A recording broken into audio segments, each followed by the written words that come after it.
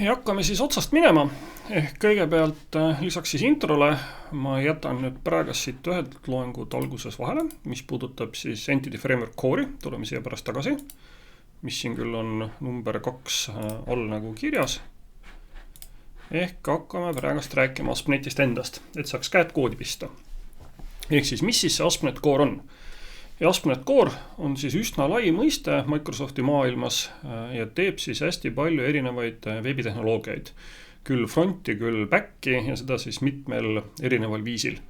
Meie siin siis IT College'is keskendume nendest praegast 2. Eelmine semester me tegelesime põhjalikult Razor Pages'iga ja oleme seal kogu Razori syntaksi ja ka niisuguse basic'u sellest samast ASP.NET Core'ist üle käinud. Nüüd me siis vaatame selle teist poolt, mida siis võib-olla mingil määral või mingis kontekstis rohkem kasutatakse, kui rakendused hakkavad suureks minema. Ehk siis ASP.NET Core MVC. Ehk siis see, kuidas me teeme kas siis serveri poole peal siis HTML-i või tegeleme siis veebiteenustega ehk anname välja Web API-d ehk siis mingisuguseid REST-i endpoint'e. Ja korduvalt on meie siis erinevatel programmeerimiskursustel see mõiste MVC läbi käinud. Tuleb siis sõnadest mudel, controller, vaade ja see on siis üsna vana tegelikult pattern või niisugune muster või arhitektuur, võiks isegi öelda selle kohta, mida on siis arenduses väga pikka aega tehtud, eriti kui jõuti välja siis objektorienteeritud programmeerimisse. Ja koosnetu siis 3 komponendist, millest kõige tähtsam komponent selles seisukohast, et mis meie rakendus nagu päriselt teeb, on siis mudel. Ja mudeli all mõistetakse siin selles MVC-s siis kõike seda, mida see rakendus päriselt teeb, ehk mis on selle rakenduse põhjus, miks ta olemas on. Ja kõik, mis selleks tarvis on, et see asi olemas oleks, ehk siis igasugused andmed, kuidas me andmeid salvestame, mida me nende andmetega teeme, kuidas me neid loeme, kirjutame, modifitseerime, arvutame midagi, käime, küsime kuskilt välisest teenusest midagi juurde. Kõik see, mis siis juhtub ennem seda, kui me hakkame seda ekraani peale panema ja kasutaja käest küsima, et mis ta saada tahab, kõik see käib siis mudeli alla. Siis on view, see järgmine tähtsalt, see on siis kõik see, mis puudutab seda, kui meil andmed on olemas, siis kuidas me need andmed siis päriselt kasutajale tarbitavaks teeme. Ja view tingimatult ei tähenda ainult ühte ainukest tehnoloogiat, viewsi võib meil olla erinevate asjade jaoks, ka printer ja sinna millegi saatmine teeb tavaliselt mingisugusel viisil view, mida siis printer välja trükib. HTML on mingisugune view, desktopi rakendused on oma mingisuguse view tehnoloogiaga, ehk see view võib olla üsna nagu erinev. Tänapäeva rakendustes küll, kui me räägime ärirakendustes, siis 90, mis iganes 9%, võib-olla mitte nii palju, aga mitte ka väga palju vähem, on siis veebirakendused, ehk see view on siis kas valmis HTML või siis vähemalt REST-ist välja antav andmed, et JavaScriptist tehtud frontendi pool siis seda kuvaks meile. Või ka võib-olla mingi mobiilirakendus. Ja selle mudeli ja vaate vahel istub siis controller, kes on siis see osa, kes siis tegeleb kasutajaga ja kui on kasutaja käest saanud teada, mida kasutaja tahab, läheb mudeli juurde, küsib mudeli käest, ehk siis sellest äriloogikast, et anna mulle üks või teine mingisugune andme, ühik modifitseeritult kuidas iganes, tee mulle mingi aruanne, tee mulle arve, pane mingid kaubad sinna tänna ja kui ta on need andmed saanud mudeli käest kätte, siis ta pakendab need mingisuguseks vaatele sobivaks vormiks, saadab selle vaatele, vaade teeb siis andmetega midagi, ehk muudab need inimesele kuidagi söödavaks ühel või teisel viisil või siis teisele masinale söödavaks. Ja seejärel antakse see pidulikult siis lõpptarbijale kätte. Ja kontroller jääb siis ootama seda, et lõpptarbija annaks mingisuguse järgmise käsu. Ja tavaliselt see, et mida siis see lõpptarbija ütleb, kui me räägime HTML-i poole pealt, siis see on siin samasse HTML-i sisse kirjutatud, ehk seal on siis mingid lingid ja mingi vorm ja mingid nupud, mida saab vajutada, mis siis brauseri kaudu tuleb siis meile ringiga siis kontrolleris selle tagasi, et näe, kasutaja andis need andmed, täitis mingi vormi, tegi mingisuguse drop-downist mingid valikud ja saatis selle meile tagasi. Ja nüüd tuleb siis see tants uuesti läbi teha, et vaadata, mida kasutaja tahtis, valideerida need andmed kontrolleris, seejärel otsustada, mida mudeli käest küsida, kui üldse tõenäoliselt midagi sealt mudelist vaja on, teeme andmetega midagi ja saadame need tagasi vaatele. Nüüd suur osa, kui me räägime siis veebirakendustest, on siis routing selles maailmas, see kiire ülevaatena. Routing on siis see osa, mida me ka juba Razor Pages'ites tegime. Razor Pages'ites läks see siis lihtsalt kataloogi põhiselt, ehk kui kataloogi nimed langesid kokku meie siin URLis olevate nimedega, siis vastav leht meile valiti. Siin on lugu natukene sarnane, aga nüüd enam mitte kataloogidega, vaid siis erinevad aadressis olevad nimeosad pannakse siis sobima vastava kontrolleriga. Seejärel teine osa pannakse sobima vastava meetodiga sellest kontrolleri seest. Kolmas osa või neljas, seda saab siis ise konfigureerida mitut moodi, ehk siis see on siis kogu see routingu konfiguratsioon. Kolmas osa siis tavaliselt läheb siis vastavusse mingisuguse parameetriga sellele meetodile juba. Ehk see siis routing engine, ehk siis see routimise mootor, ehk siis parsib siis selle URLi laiali, lammutab ta osadeks ja otsustab, milline kontroller ja milline action meetod, ehk milline meetod siis sealt käivitada. Ja tegelikult siis kõige sellega pärast tuleb meil igasugused veel osa, siis sealt model binder ja kõik muud, mis siis ka siit loevad välja igasugused andmeid, query string'i parameetrid, formi parameetrid, headerid ja kõik see antakse siis teile kontrolleri meetodisse kaasa. Ja kontrolleris saab siis neid action'id palju olla, et kui varasemalt me tegime Razor Pages'it, kus neid action'id oli tavaliselt ainult 2, või täpselt nagu see page ise oli siis vastas sellele path'ile siit või sellele URLile mingil viisil, ja seal sees oli meil siis 2 erinevat meetodit erinevate HTTP verbide jaoks, ehk siis get ja post, siis nüüd kontrollerisse, ühte kontrollerisse, kui see siin moodustab kontrolleri, siin näites siis see web application with C#, et mul peaks niisugune kontrollerama, siis selle sees või mul olla siis hunnikus erinevaid action'id, lectures ja mida muud iganes kõike. Ja omakorda selle lectures ja action'ist saab ka olla mitu versiooni, sest ma saan teha mitu versiooni, mis igaüks teenendab siis erinevat verbi.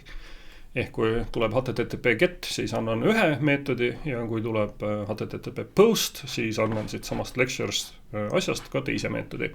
Ehk neid saab siis sinna erinevaid kirjutada. Ehk see on niisugune nagu väga-väga 10 miili nagu ülevaade. Natuke ka ajaloost, MVC on tõesti vana, esimesed jäljed kirjanduses on sellest siis seal 80-ndatest või siis 70-ndate lõpust täpsemalt eelmisest sajandist. Ja suured need põhimõtted nüüd muutunud ei ole siiamaani ja mis on küll toimunud selle originaalse MVC-ga on see, et sellest on siis arenenud aegade jooksul mitu erinevat versiooni või sellised erinevates kontekstides natukene erinevalt nimetatakse. Meie siin rakenduses või selles kursusel tegeleme ikkagi sellise puhta, suhteliselt klassikalise MVC-ga, aga on meil siis veel olemas MVVM, Model View Model, MVP, Model View Presenter, MVI ehk siis Model View Intent ja kõike muud taolised. Osad neist siis käigus mobiili peal, osad neist käigus desktopi peal. Aga veebi sobib siis klassikaliselt see MVC, kus meil iga päring algab nagu selgelt nullist ja kus meil nagu vähemalt üleüldises mõistes sellist sisemist olekut, state'i meie veebirakendusel ei ole. Iga päring algab täiesti otsast alati peale. Kogu state, mis meil tarvis on, ehk umbes, et taastada seda, kas kasutaja oli parasjagu sisse logitud, kus ta protsess pooleli oli, kõik see peab selles päringus kirjas olema. Tänu sellele selline model view controller, kus siis kontrolleri poolt ehitatakse alati kogu see tarbijapoolne state ülesse, siis tehakse mudeliga mingisugust tööd äriloogika kallal, seejärel view'sse, saadakse pilt kokku ja läheb soosti tagasi kliendile ja selle koha pealt siis lõpetab veebiserveri töö ära, ütleb, et mul pole rohkem midagi teha, jääme ootama, millal klient midagi ütleb tagasi. Ja see, millal klient midagi ütleb tagasi, võib olla kas või 6 aja pärast. Panete vahepeal läpperikaane kinni, lähte ära puhkusele, tuleb tagasi, vajutate submit ja kõik justkui peaks siis edasi töötama. Alati nii hästi küll ei lähe, aga enam-vähem. Ja MVC siis nagu sellise pildina näeb välja suhteliselt lihtne ja loogiline. Kontroller siis tõesti istub siin kõige keskel. Kontroller küsib siis mudeli käest, ehk siis selle äri poole pealt oma mingisuguseid andmeid, uuendusi. Äripool vahest saadab ka tagasi mõned teated, kui tal midagi on väga iseseisvalt öelda. Enamuses äripool ei taha iseseisvalt midagi ütelda, aga vahest seda võib tarvis olla. Ja kontroller siis teistpidi saadab mingil viisil kokku pakendatud andmed, saadab siis view'le ja view need omakorda siis teeb lõplikuks meil on mingi vaatemootor, mis siis meie rakenduses siin HTML-i ja need andmed omavahel kokku paneb või siis andmed ja selle kuidagi JSONiks näiteks vormistab ja saadab selle siis kliendile ja jäädakse siit siis tagasi ootama, et siit kuskilt peab siis tulema see user action, mis selle view põhjal siis user järgmiseks tekitab. Ja MVC, algselt enne kui me jõuame igasugustesse kihtidesse, kõigesse muusse taolisesse, oli siis tõesti, täidab neid klassikaliseid programmeerimise põhimõtteid, separation of concerns, ehk meil on huvid eraldatud üksteisest, meie kasutajaga suhtlus, kontroller, see orkestraator selle vahel, meie äriloogika, mis kogu meie äri teeb ja meie kasutajaliides peaksid kõik olema üksteisest eraldatud ja võimaldab neid siis väga iseseisvalt kirjutada, kasutada erinevaid tiime, nende jaoks testida neid eraldi, välja vahetada eraldi, kõike muud taolist teha. Ehk siin on siis palju sellist positiivseid külge nagu arenduse mõistes. Ja tõesti, me võimegi näiteks UI tõesti välja vahetada, et kui meil on selline asi kord kirjutatud, aga see mudel siit, ma ei tea, oletame näiteks meie raamatupidamis mingi programm on siin valmis kirjutatud, siis see, kui meil tuleb idee kasutada mingit teist veebitehnoloogiat või midagi paremaks teha, siis me võime selle poole siit kõik välja vahetada kogu vaatemuutori, aga oma äriloogikat me justkui väga näppima ei peaks. Sükest asja küll päriselus muidugi kindlasti väga ei tehta, et me nüüd heast peast pool rakendusest välja vahetame või mingisuguse kihi välja vahetame. Aga mis ta meile annab, on see, et teoreetiliselt me saaksime seda teha, aga päris tulemusena on siis see, et meie koodi erinevad vastutusalad on üksteisest selgelt eraldatud. Juhul kui me seda nii ei kirjutaks, siis oleks meil hirmus soov see raamatupidamine näiteks siit mitte siia mudelisse teda kirjutada ja ärge laske ennast nagu eksitada sellest, et me kastid siin pildi peal ühe suurused on, reaalsuses on see mudelikast nendest kõige suurem tegelikult ja see mudelikast omakorda jagatakse veel paljudeks tükkideks. Aga selline 10 miili vaates on siis just nimelt idee see, et täiesti erinevate asjadega tegelevad rakenduse osad peaksid olema siis iseseisvad või nagu sellised suhteliselt iseseisvad üksused. Et kui me siit selle mudeli kirjutaksime laiali mööda oma kontrollerit igapidi, mis on alguses, kui on prototüübi või midagi, ongi see, mida me tavaliselt teeme, siis üsna ruttu hakkab see rakendus muutuma haldamatuks. Sest kontrollerid tahavad siis hakata üksteisega teil rääkima, te tahate kasutada mingisuguseid jagatuid meetodid omavahel ja kõike muud taolist.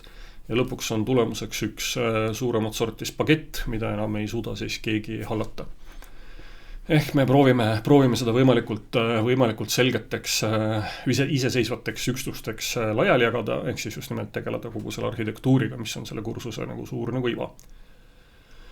Ja meil on siis ka olemas siis Razor Pages, mida me tegime siis eelmine semester ja siin kõik tehnoloogiad on samad, aga siin on siis see routing on palju lihtsam või kas on palju lihtsam, aga teistsugune, käib siis kataloogide järgi meie rakenduse sees, kui me oma lähtekoodi kirjutame ja on selline olemuslikult tunnetuslikult nagu lihtsam võib-olla mingist otsast, et meil on üks HTML-i fail või siis see Razori fail, kus HTML on põhisüntaks ja sellega on seotud üks koodifail ja selles koodifailis on meil siis kaks meetodit tavaliselt, get ja post, mis siis kõike, mida me tüüpiliselt ühe HTML-lehega teeme, me teeme ju get ja post request'e seal valdavalt, kui me tavalisest veebist räägime, siis need on kõik selline üks tervik.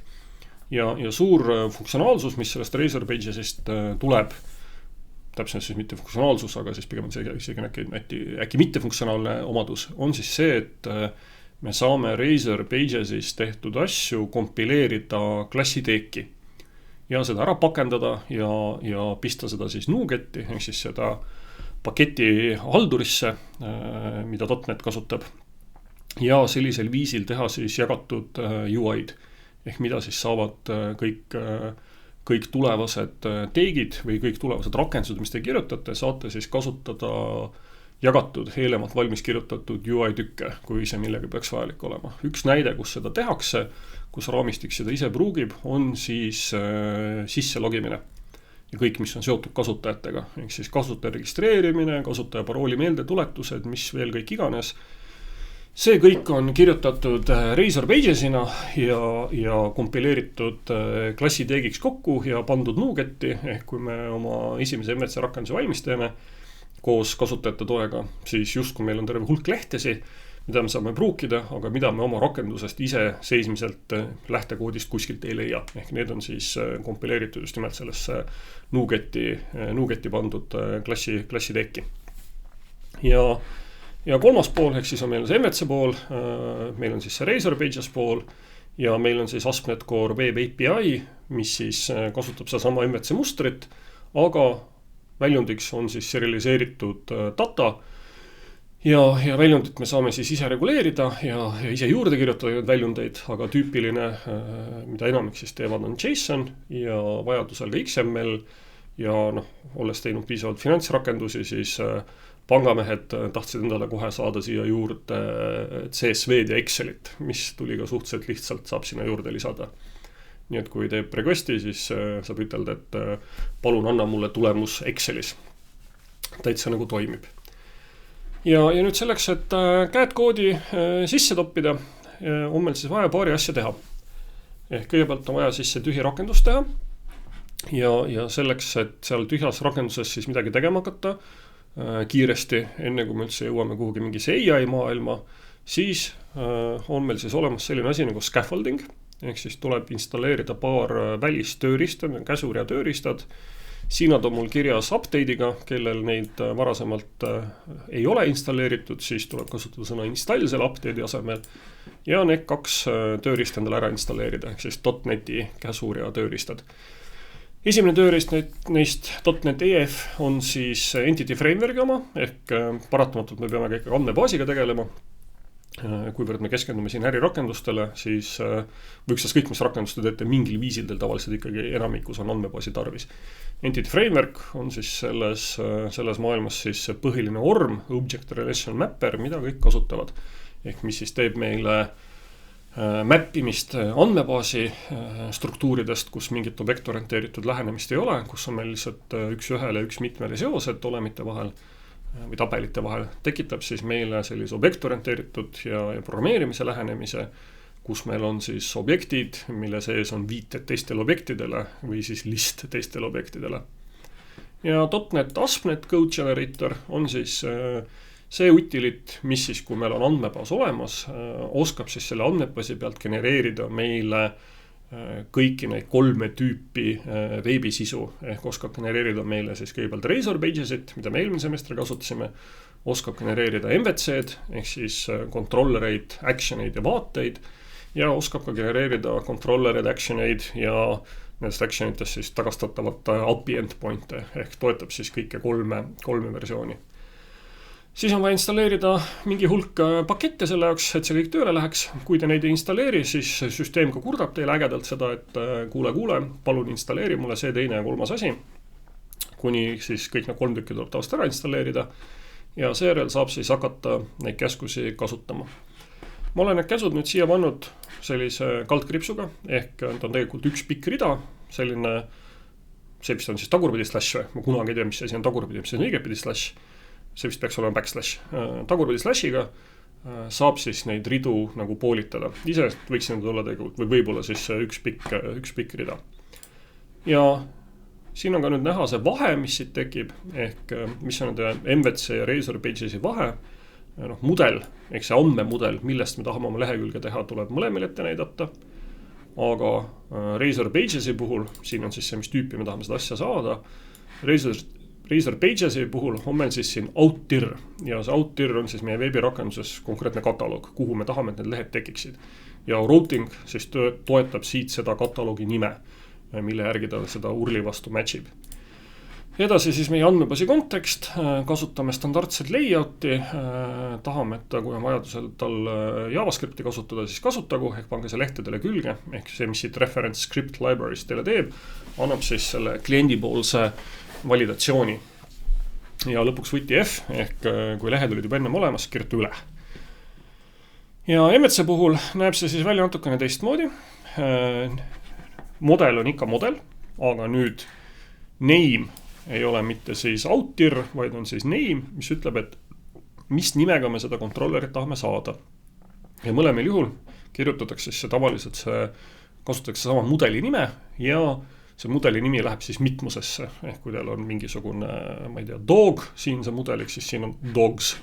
Ja siin samamoodi siis dogs, aga siin on siis selle otsas tavaliselt sõna controller, ehk see on siis dogs controller. Ja actions ütleb siis seda, et kui siin Razor Pages, kui te eelmises semestrist mäletate, siis ta automaatselt tegi teile vist 5 lehekülge, create, read, update, delete ja neid on seal mitmes vormis, neid lehekülgesi, siis siin enam ei tule teil mitte 5 lehekülge, vaid siia controlleri sisse tuleb siis 5 erinevat actionit. Üks, mis näitab kõiki olemeid või kogu seda andmebaasi tabelisisu, üks, mis näitab ühte kirjat, siis create, ehk siis loomine, siis redigeerimine ja lõpuks kustutamine. Siis samamoodi andmebaasi kontekst, kus me selle saame, outdir, ehk siis kuhu me tahame, et need lehed tekiksid, või kuhu see controller peaks tekkima. Ja siin on siis terve mingisugune struktuur, kuidas seda üles ehitada, kas siis kasutada aareaid või mitte. Aareas, me küll nagu sellesse vaatame eraldi kuskil, aga aareas on siis selline MVC sees. Ehk kui algselt meie rakendus koosneb nagu ühest MVC piirkonnast, täpselt ei olegi piirkonda, vaid see on root MVC-st, kus on lihtsalt otse meie veebirakenduses vaatavadki vastu kataloogi views ja controllers ja models, siis me saame tekitada sinna siis alamkataloogi aareas, sinna veebirakenduse sisse ja sinna teha siis mitu erinevat piirkonda. Tavaliselt ongi need niisugused ala nagu admin ja maintenance ja mis iganes client, kui tahate ja mida iganes teie enda fantaasia. Ja sinna sellesse igasse tsooni siis tehakse omakorda need samad controller, views ja models kataloogid. Muu on siin kõik nagu sama. Ja Web API siis hästi sarnane, name, jällegi mudeli nimi mitmuses, models, actions, aga siin on nüüd siis oluline võti on siin see API, mis ütleb seda, et me tahame siis saada API controllerit ja vahe, mis siin tekib siis selle MVC-ga, on siis see, et meil ei teki vaateid. Views jääb ära, mingisugust HTML-i me välja ei saada ja controller ise tuleb ka natukene teissugune, natukene lihtsam võib-olla mingist otsast. Vähemalt päriluspuust hakkab nagu kõrgemalt peale ja me ei tagasta sealt mingisugused vaated, ehk meil on lihtsalt need samad 5 meetodid selle actioniga, aga need vaadete asemel, kus on siis HTML ja kõik ilusti kokku pandud, tagastame me lihtsalt datat. Data võib olla küll nagu erinevalt formaaditud, vastavalt sellele, mida klient küsis, et kas ta tahab JSONit või Excelit. Tavaliselt on see siis enamuses JSON, mida me siit tagastame. Ja alguses on see siis kõik selline suur sobla-mobla, mida me kokku kirjutame, ehk me kasutame arhitektuuri mõistes siis sobla-mobla, et prototüübi kirjutamiseks väga hea, me kasutame DB konteksti, ehk siis seda andmebaasi ühendust otse controllerites, kogu oma loogika kirjutame controlleritesse, vajadusel küll saab siin ka stabimeetodid kindlasti ilusti viisakalt kirjutada.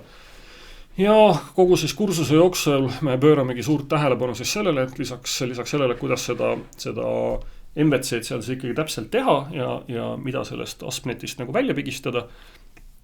Tegeleme see hästi palju sellega, kuidas see äriloogika ja andmete kasutamine, kõik testitavus ja kõik muu taoline, kuidas siis seda arhitektuuri siin teha, ehk siis kõik need kihid, data access layer, business logic layer, arhitektuur selle ümber, dependency injection, 100 interface'id, kõik muud ja siis sealt edasi kõik muu, mis sealt tuleb, ehk siis modular monoliit ja mikroteenused selle otsa.